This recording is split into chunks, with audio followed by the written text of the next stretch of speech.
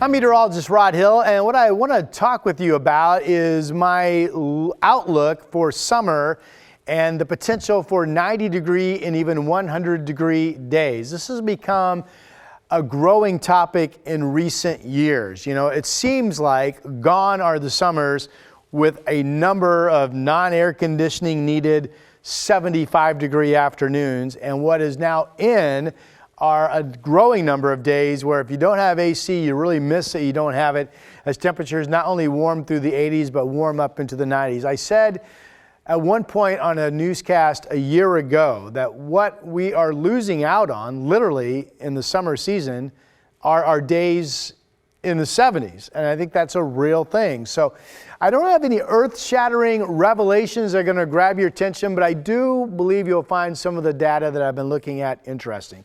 So we had La Nina that took forever to develop last winter, right? It didn't develop until we got into the first days of January. It was weak, and then it disappeared during the month of April. We are expected to be in what they call a neutral phase, a neutral enso-cycle during this entire summer. I'll come back to that in a moment. The question, how many 90-plus degree days will Portland weather be hot or not? Well, the answer is no reason to believe that this will be anything but another hot summer.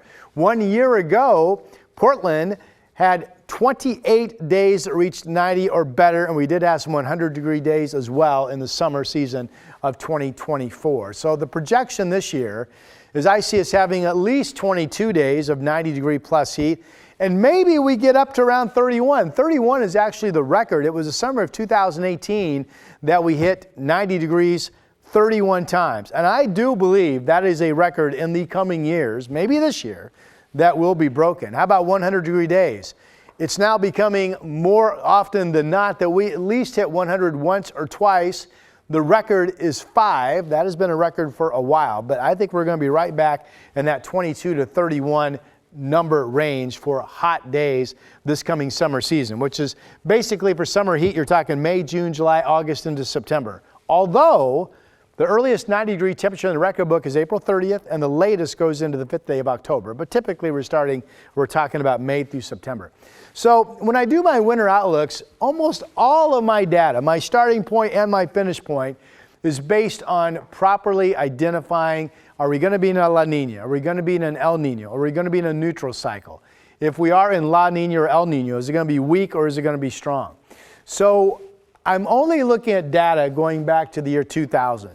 And I think that's a smart choice because, let's face it, our summers are on a fast track to becoming hotter and hotter. So I simply don't think it makes sense to spend much time looking back before the year 2000. And from 2000, if you average out the years that were La Nina summers, you come up with an average 90-degree plus number of days of 23. El Nino slightly warmer at 26, and neutral, which is where we'll be this year, it's where we were last summer, averages the most at 28, and 28 was the number we had in 2014. But with that said, I've given this a lot of thought. I've looked at a lot of different angles, if you will.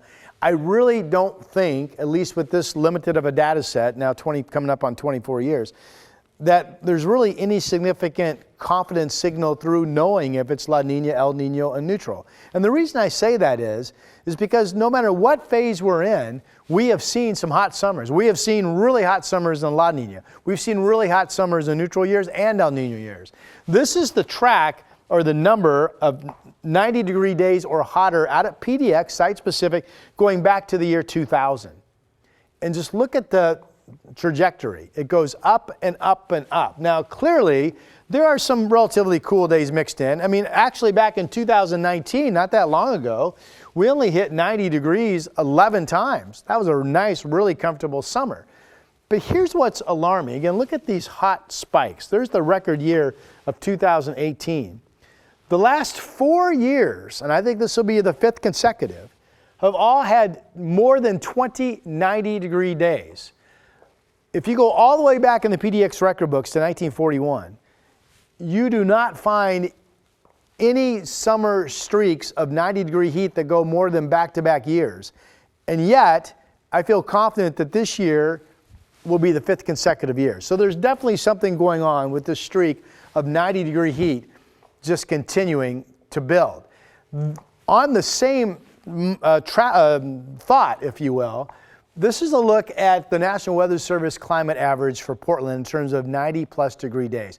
If you're unfamiliar, the climate average is made up of the actual average of data over the last 30 years. The number that we tell you, the normal high today, the normal low today, that type of thing, that's reset at the top of each decade. So we reset the climate average in 2000. We will reset the climate average, we did in 2010, 2020. We'll reset it next in 2030. But from 1971 to 2000, the climate average was 13 days of reaching 90 or better. The new average was reset in 1981 to 2010, and that actually was lower. It was 11 days. And then 91 to 2020, this is the working climate average we have right now over the last 30 years, we're back to 13 days.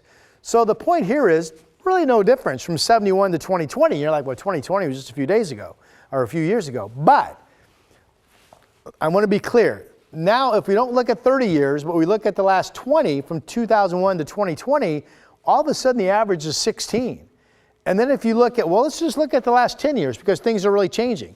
2015 to 2024, this is concerning. The average now is all the way up to 23. So again, something is happening here. And what about 100 degree days? 2001 to 2020. 1.4, so 1.5 days, is the average of 100 degree days. But the last 10 years, the average is 3. And all of a sudden, I feel like it's becoming more unusual not to hit 100 than it is to hit it. And believe me, that was not the case until recently. So like the winter outlook, I do take some time and look at what the upper flow patterns are doing. This is the American CFS model. This is updated just this week. It hasn't shown a lot of fluctuation since I've been looking at this for about the past 2 months. But in June, see these contours? This is the upper flow pattern, 572 millibar pressure height. That would look to be in June nothing overly hot, but probably averaging above normal. July, 583 millibar. You can see the high pressure over New Mexico and up into the Four Corners area. You see the orange colors. That's strong ridging and strong heat building all the way up into Canada. And I think this is building enough north and enough back to the west that this will likely be our hottest month. A year ago, July was in fact our hottest month of the summer, and I think we could do that again this summer. And I'll get out of the way, and you can see August, 579 millibar. The high is still about in the same spot, but now we're also seeing a colder trough offshore that could give us a mix of some hot days and enough mix of some cooler days that August will not average as hot as July. But what we're seeing, and the reason the number of 90 degree days is just skyrocketing, is that when we get these hot setups for a month, be it June, July, or August, we're going on these runs where all of a sudden any particular month in summer is capable of producing 8, 9, 10 90 degree days or better, and capable of producing at least 2 or 3, if not more, 100 degree days. We never used to do that. We never used to have these runs of 7, 8 days of 90 plus. Now we're seeing it fairly often, at least at 1, if not 2 points in any summer season. So that's the data that I'm looking at. I hope you found the trends to be interesting. Again, I just expect this summer to be like the ones we have had for the last 4.